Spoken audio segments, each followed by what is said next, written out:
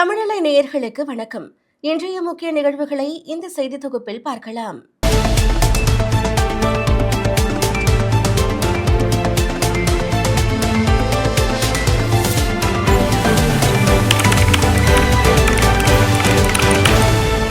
ராஜ்யசபா தேர்தலில் திமுக சார்பில் திருச்சி சிவா, கான்ஸ்டன்டைன் ரவீந்திரன், காங்கிரஸ் சார்பில் கிறிஸ்டோபர் திலக் போட்டியிடுகின்றனர். திமுக கூட்டணியில் இடம்பெற்று இருக்கும் காங்கிரஸ் சட்டசபை தேர்தலில் அதிக இடங்கள் 2 ராஜ்யசபா தொகுதிகளை கேட்டதால் பேச்சுவார்த்தையில் இழுபறி ஏற்பட்டது. பலகட்ட பேச்சுவார்த்தைக்கு பிறகு நேற்று சுமூக உடன்பாடு எட்டப்பட்டது.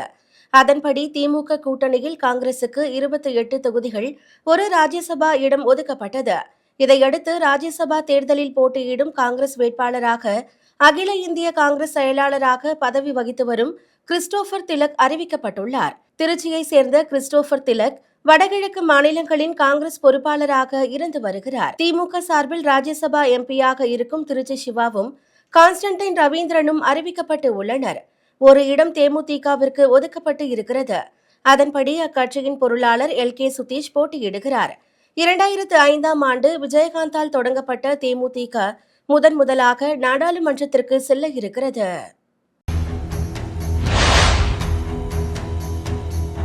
பீகார் முதல்வர் பதவியிலிருந்து விலகியுள்ள நிதிஷ்குமார் ராஜ்யசபா MP ஆகிறார். பீகார் மாநிலத்தின் முகமாக அறியப்படுபவர் நிதிஷ்குமார் 1985ஆம் ஆண்டு MLAவாக தொடங்கிய இவரது அரசியல் பயணம் 1996இல் MP, மத்திய அமைச்சர் என நீண்டது.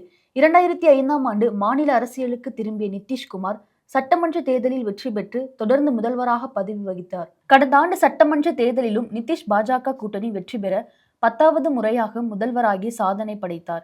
இந்த நிலையில் ராஜ்யசபா தேர்தலில் நிதிஷ் போட்டியிடுகிறார். இதற்காக முதல்வர் பதவியிலிருந்து அவர் விலகியுள்ளார்.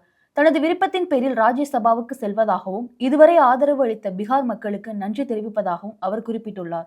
பீகாரில் பாஜக சார்பில் ஒருவர் முதல்வர் ஆவார் என்றும் நிதிஷ்குமார் மகன் துணை முதல்வராக பதவியேற்பார் என்றும் தெரிகிறது. ஹரியானா மாநிலம் ஜிந்த் லலித்கேரா இடையே நாட்டின் முதல் ஹைட்ரஜன் ரயில் மணிக்கு 70 கிலோமீட்டர் வேகத்தில் இயக்கப்பட்டு வெற்றிகரமாக சோதனை ஓட்டம் நடத்தப்பட்டுள்ளது.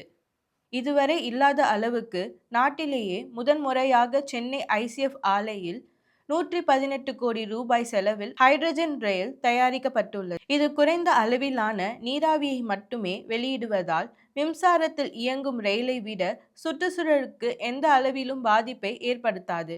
இந்த ஹைட்ரஜன் ரயில் அதிகபட்சமாக 50 முதல் 80 கிலோமீட்டர் வரை மட்டுமே இயக்கப்படும் என்பது குறிப்பிடத்தக்கது. இந்தியாவில் 2030ஆம் ஆண்டு வாக்கில் தண்ணீர் பஞ்சம் ஏற்படும் என்று சர்வதேச தண்ணீர் மேலாண்மை நிறுவனம் எச்சரித்து உள்ளது. தண்ணீர் பற்றாக்குறை என்பது உலகளாவிய பிரச்சனையாக மாறி வருகிறது. முக்கிய காரணம் தட்பவெப்ப மாற்றம், உள்நாட்டு மக்கள் தொகை பெருக்கம். நீர் சேமிப்பு குறித்து போதிய அக்கறை காட்டாமல் இருப்பது பெரிய பாதிப்பில் கொண்டு போய்விட இருக்கிறது. மக்கள் தொகை அதிகம் கொண்ட இந்தியாவில் 2030ஆம் ஆண்டு வாக்கில் தண்ணீர் பற்றாக்குறை ஏற்படும் என்று சர்வதேச தண்ணீர் மேலாண்மை நிறுவனம் தெரிவித்து உள்ளது. இந்தியாவிற்கு 700 மில்லியன் கியூபிக் மீட்டர் தண்ணீர் தேவைப்படுகிறது. இதில் 85% உணவு உற்பத்திக்கு பயன்படுத்தப்படுகிறது. 2030ஆம் ஆண்டில் இந்தியாவின் மக்கள் தொகை 160 கோடியில் இருந்து 170 கோடி வரை அதிகரிக்க வாய்ப்பு உள்ளது. அப்போது தண்ணீர் தேவையும் 2 மடங்கு அதிகரிக்கும். நீர் வளங்களை பாதுகாத்து மழை நீரை சேகரித்து தண்ணீர் சேமிப்பை மேம்படுத்தாவிட்டால் இந்தியா கடுமையான பாதிப்புகளை சந்திக்க வேண்டியிருக்கும். இந்தியாவிற்கு 95 லட்சம் பீப்பாய் எண்ணெய் அனுப்ப தயாராக இருப்பதாக ரஷ்யா அறிவித்து உள்ளது. மத்திய கிழக்கு நாடுகளில் இந்தியா இறக்குமதி செய்யும் கச்சா எண்ணெயில் 40% ஹார்முஸ் நீரிணை வழியாகவே கொண்டு வரப்படுகிறது. தற்போது ஈரான், அமெரிக்கா, இஸ்ரேல் போர் காரணமாக ஹார்முஸ் நீரிணையை ஈரான் மூடியுள்ளது. மேலும் அந்த வழியாக கப்பல்களை அனுமதிக்க முடியாது என்றும், மீறினால் தாக்குதல் நடத்துவோம் என்றும் எச்சரித்து உள்ளது. இந்தியாவிடம் அடுத்த 25 நாட்களுக்கு தேவையான கச்சா எண்ணெய் இருப்பு இருந்தாலும் நிலைமை தொடர்ந்தால் பெட்ரோல், டீசல் உள்ளிட்டவைக்கு தட்டுப்பாடு ஏற்படும் அபாயம் உள்ளது. இந்த நிலையில் இந்தியாவிற்கு ஏற்பட இருக்கும் நெருக்கடியை சமாளிக்க இந்திய கடல் எல்லைக்கு அருகே 95 லட்சம் பீப்பாய்களுடன் நிற்கும் கப்பல்களை உடனடியாக திருப்பிவிட தயாராக இருப்பதாகவும் அவை ஒரு வாரத்திற்குள் இந்தியாவிற்குள் வந்து சேரும் என்றும் ரஷ்யா தெரிவித்துள்ளது. தமிழகத்தில் இருந்து ராஜ்யசபாவுக்கு 6 பேர் தேர்ந்தெடுக்கப்படுகின்றனர். இதற்கான வேட்புமனு தாக்கல் இன்று நிறைவு பெற்றது. திமுக சார்பில் 4 பேர், அதிமுக சார்பில் 2 பேர் தேர்ந்தெடுக்கப்பட இருக்கிறார்கள். அதன்படி அதிமுக வேட்பாளராக தற்போது எம்பியாக இருக்கும் தம்பிதுரை அறிவிக்கப்பட்டிருக்கிறார். 1984, 89, 1998 மற்றும் 2009, 2024 ஆண்டுகளில் மக்களவைக்கு தேர்ந்தெடுக்கப்பட்டவர் தம்பிதுரை. மத்திய இணையமைச்சராகவும் மக்களவை துணைத் தலைவராகவும் பதவி வகித்து இருக்கிறார். டெல்லியில் அதிமுகவின் முகமாக பார்க்கப்படும் இவர் பாஜக மூத்த தலைவர்களுடன் நெருக்கமாக இருப்பவர் என்பது குறிப்பிடத்தக்கது. அதிமுக கூட்டணியில் பாமகவுக்கு ஒரு ராஜ்யசபா இடம் வழங்கப்படுகிறது.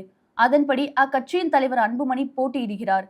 ஏற்கனவே இவர் அதிமுக சார்பில் ஒருமுறை ராஜ்யசபா எம்பியாக பொறுப்பு வகித்தவர். தர்மபுரி மக்களவை தொகுதியில் இருந்து 2004ஆம் ஆண்டு தேர்ந்தெடுக்கப்பட்ட போது மத்திய சுகாதாரத்துறை அமைச்சராகவும் அன்புமணி பொறுப்பு வகித்தார். அமெரிக்காவும் இஸ்ரேலும் தாக்குதலை தீவிரப்படுத்தி இருப்பதால் கமேனியின் இறுதிச் சடங்கை ஈரான் ஒத்திவைத்துள்ளது. ஈரான் மீது 6வது நாளாக இஸ்ரேலும் அமெரிக்காவும் தாக்குதல் நடத்தி வருகின்றன. பதிலுக்கு ஈரான் நடத்தி வரும் ட்ரோன் ஏவுகணை தாக்குதல்கள் அமெரிக்காவை அதிர்ச்சிக்குள்ளாக்கி வருகிறது. தலைநகர் டெக்ரான் உள்ளிட்ட முக்கிய நகரங்கள் கடும் தாக்குதலை சந்தித்து வருகின்றன. இதுவரை நடத்தப்பட்டு இருக்கும் தாக்குதல்களில் 1000த்திற்கும் அதிகமானோர் பலியாகியுள்ளனர். ஈரான் உச்சபட்ச தலைவர் கமேனி தாக்குதலில் உயிரிழந்த நிலையில் அவரது மகன் மொஸ்தபா கமேனி உச்ச தலைவராக பொறுப்பேற்று இருக்கிறார். அமெரிக்காவின் தாக்குதல் தீவிரம் பெற்றிருப்பதால் கமேனியின் இறுதி சடங்கை ஈரான் அரசு ஒத்திவைத்துள்ளது. பாதுகாப்பு ஏற்பாடுகளை முழுமையாக செய்ததும் பொதுமக்கள் அஞ்சலிக்கு பிறகு இறுதி சடங்கு நடைபெறும். T20 உலக கோப்பை கிரிக்கெட் போட்டியின் 2வது அரையிறுதி ஆட்டத்தில் இந்திய இங்கிலாந்து அணிகள் பலப்பரீட்சை நடத்துகின்றன. T20 உலக கோப்பை போட்டியின் தொடக்கத்தில் கோப்பையை வெல்லும் வாய்ப்புள்ள அணியாக கணிக்கப்பட்ட இந்தியா தென்னாப்பிரிக்காவுடனான தோல்விக்கு பிறகு சற்று தடுமாற்றத்தை சந்தித்தது. எனினும் அதிலிருந்து தன்னை மீட்டுக் கொண்டு தற்போது அரையிறுதிக்கு வந்திருக்கிறது. இந்நிலையில் மும்பை வாங்கடே மைதானத்தில் நடைபெறும் அரையிறுதி ஆட்டத்தில் இங்கிலாந்துடன் இந்தியா மோதுகிறது. இதில் வெற்றி பெறும் அணியினர் தான் இறுதிப் போட்டிக்கு முன்னேற முடியும். இதுவரை இந்தியா இங்கிலாந்து அணிகள் 29 சர்வதேச T20 போட்டிகளில் விளையாடி உள்ளது. அதில் இந்தியா 17 வெற்றிகளையும் இங்கிலாந்து 12 வெற்றிகளையும் பெற்றுள்ளது குறிப்பிடத்தக்கது.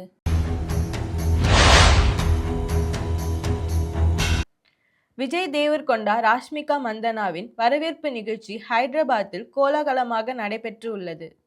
பிரம்மாண்டமாக நடைபெற்ற இந்த திருமண வரவேற்பு நிகழ்ச்சியில் ஏராளமான திரைப்பிரபலங்கள், அரசியல் கட்சி தலைவர்கள் கலந்து கொண்டனர்.